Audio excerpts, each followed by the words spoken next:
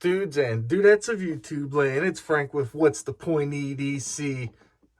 Oh yeah, it's new knife day, y'all. Freaking Benchmade 202. It's that time. So some of you guys may know about this knife. To me, this is a relatively new knife to me. I didn't know this knife even existed up until very recently.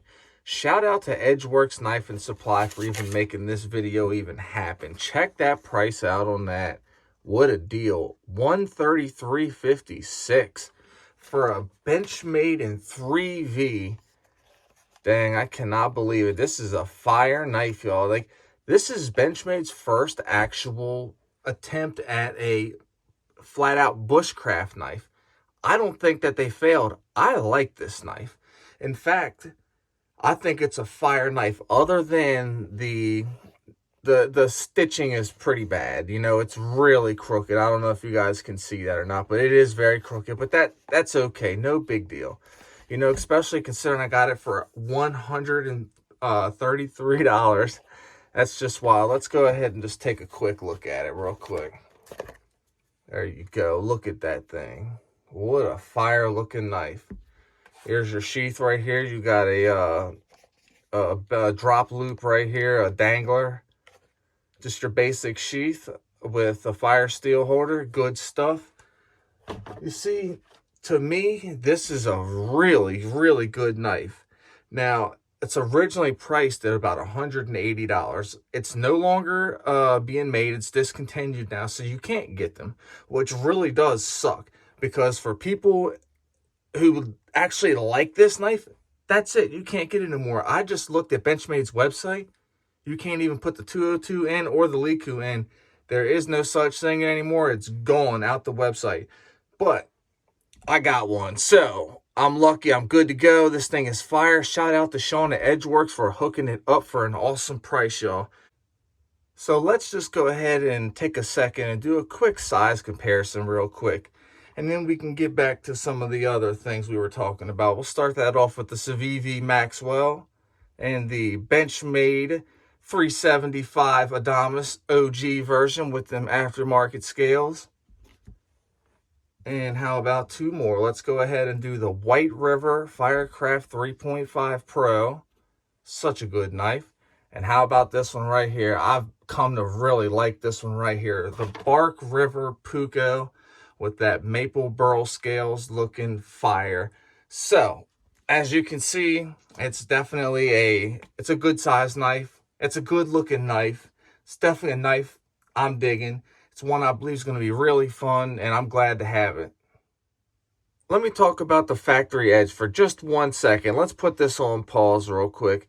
So when I first got this, I went to cut some paper and I was extremely unimpressed. And then I tried to shave some hair and it wouldn't shave hair. I grabbed my green compound strop real quick, hit it on there and hit it with this part right here.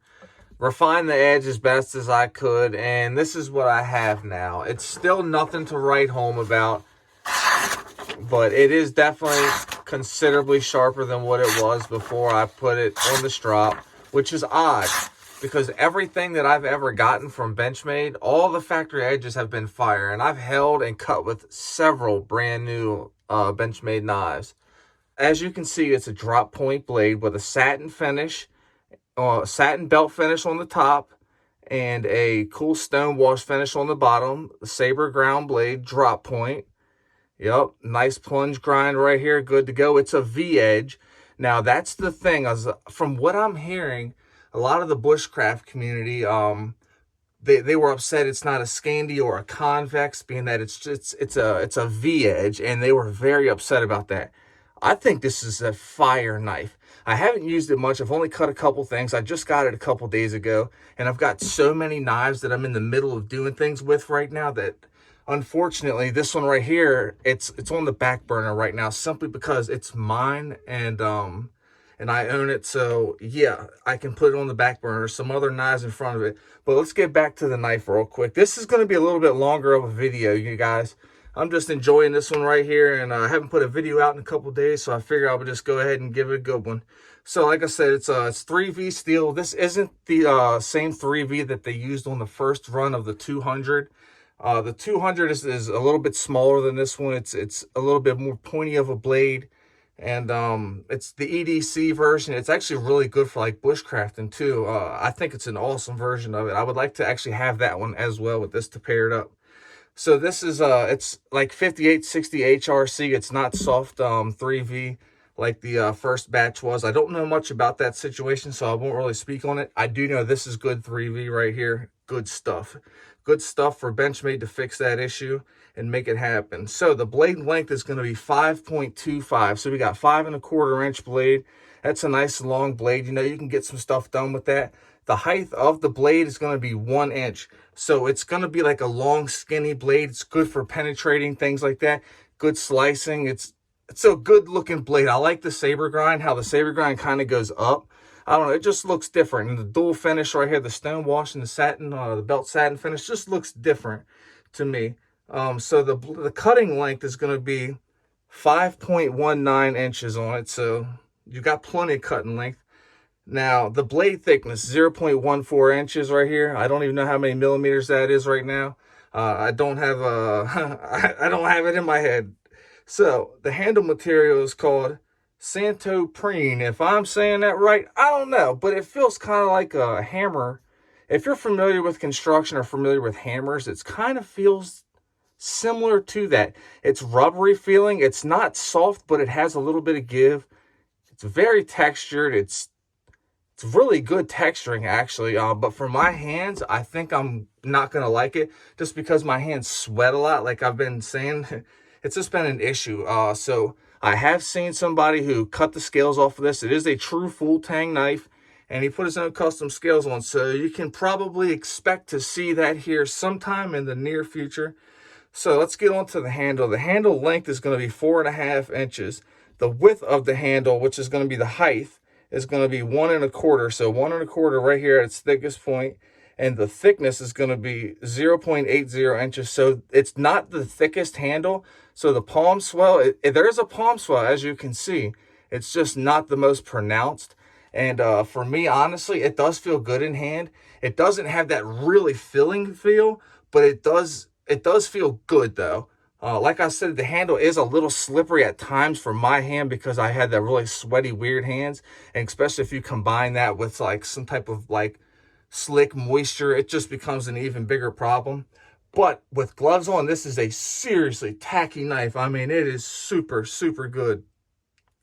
So the overall length is going to be 9.69 inches. The weight is going to be 5.31 ounces. And like I showed you guys just a minute ago, it definitely comes with a cool leather sheath. Never mind the stitching. For $133, I think I can accept that right there. I've already put some mink oil on this right here. Got it going on. It's getting broken in now. I'm digging it. Inside of here, there is a plastic insert to keep it from collapsing. It does have a drainage hole. Fitment is great. You can push it down farther and farther, so you have a good bit of room to go down. As you can see, like that's how high it carries. I have found that the harder you push it in, it does become a bit too hard for my liking, the way I pull it out. So I don't push it down quite as hard if I'm not doing hard tasks. So I've had it out with me a couple times already, took it out to the woods. I was down crawling, picking up sticks and cutting down, digging up roots and things like that. So I did have this hitting the ground and getting bent up and stuff, and it carries good. The dangler works just fine. So I do not have a problem with that at all. This is a fire knife. I think it's done well.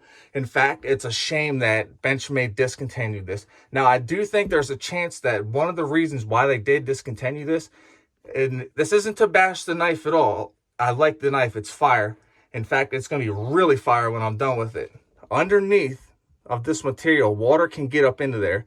And then because this is 3V, it tends to corrode a little easier than some other steels. I'm not saying that 3V is super easy to corrode, but when you get it up underneath here in a 3V, which is a tool steel, it will corrode on you. So you got to keep that in mind. Yeah, this is a fire knife, you guys. The 202 Leuku. I don't know if that's how you say it. I don't know, but it's my first 3V knife. And yeah, this is freaking awesome. I'm digging it for real. It's a cool looking knife. I think it's fire. Shout out to Sean for giving me a really good deal on it. It's awesome. I'm glad to have it in the collection. everybody. I appreciate everyone for all the support you guys have given me. Without you guys, there is no WTP. You guys are freaking awesome. If you're an addict, never quit quitting. Stay strong and live long. Get the help you truly deserve so you can live your best life. And if you're struggling with bad thoughts, reach out and talk to somebody. It is okay to talk. Never quit quitting and never give up. Take it easy and stay greasy, y'all. Much love to everybody out there. Peace.